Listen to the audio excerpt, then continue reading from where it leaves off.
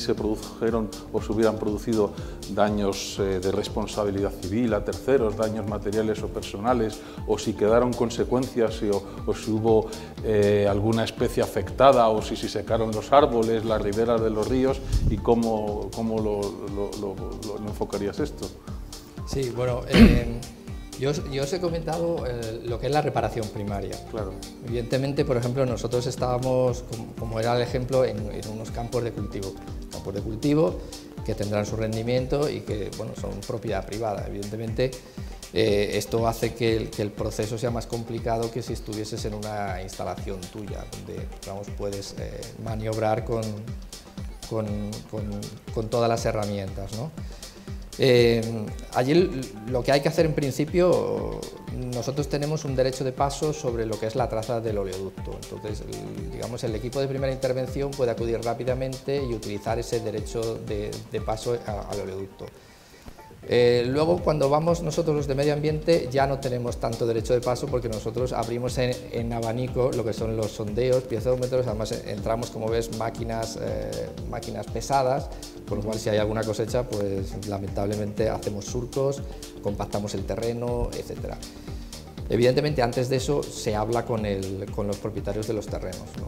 Entonces se habla y aunque la ley realmente de riesgo medioambiental no te dice que tú tienes que como que compensar a nadie en ese sentido, sino que tú lo que tienes que hacer simplemente es sanear, pero al final tú estás entrando en una propiedad privada, te podrían no dejar entrar. En los trabajos que realizáis con pymes, ¿qué papel juega el plan de contingencia? Porque entiendo que a una pyme, de alguna manera, le trataréis de recomendar que, bueno, que clasifique, o sea, que estudie sus escenarios y que prepare algún tipo de plan de contingencia, ¿no? Sí, efectivamente.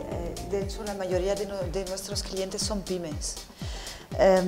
A la hora de hacer un análisis de riesgos, como comentaba antes, al final hay unas recomendaciones para minimizar este riesgo. Estas recomendaciones pueden ser de dos tipos.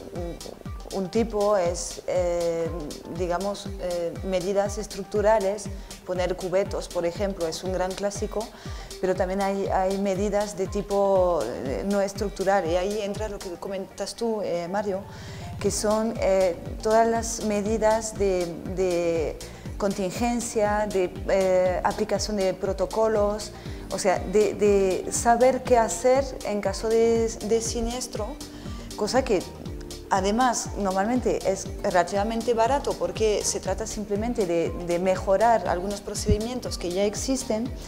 Y bueno, el objetivo es tratar de dejar la empresa, la pyme en este caso, lista para actuar de forma adecuada en caso de presentarse un accidente, y esto realmente le puede salvar la vida. Cuando comentáis el volumen de siniestralidad medioambiental, ¿estáis incluyendo los accidentes que anteriormente denominábamos, o bueno, ahora se siguen denominando, pero que anteriormente eran exclusivamente de responsabilidad civil accidental y súbita, ¿no? Y repentina? ¿Los estáis incluyendo dentro de ese estudio estadístico o los estáis separando? Sí, los estamos tratando porque es que entre las pólizas tradicionales de responsabilidad civil, que tenían una extensión de cobertura de responsabilidad súbita y repentina, que es la que acabas de comentar, y la nueva oferta aseguradora, pues se produce un solapamiento de coberturas. Entonces, un siniestro puede puede hacer funcionar ambas pólizas, y obviamente en la medida en que afecta a estos nuevos seguros de responsabilidad medioambiental, pues hay que considerarlo. ¿Tú crees que se están abriendo muchos expedientes por responsabilidad ambiental por parte de las autoridades competentes? Bueno, yo creo que la respuesta a esto, la respuesta la tiene el Ministerio de Medio Ambiente, ¿no? Yo las informaciones que tengo pues son las que he podido ver en un estudio que se ha hecho. O sea, la Comunidad Europea hace un seguimiento del grado de implantación de la directiva, y hay unos grupos de trabajo, y hace poco pues, se ha elaborado un informe recogiendo la situación en distintos países. Y en el caso de España, pues se dice que ha habido 3 casos en Cataluña y 1 en Galicia, me parece, nada más. Y a continuación, y hay otros países, sin embargo, en que ha habido muchos expedientes de responsabilidad medioambiental. Entonces, la explicación que se da a esto es que cada país tiene una situación de partida distinta.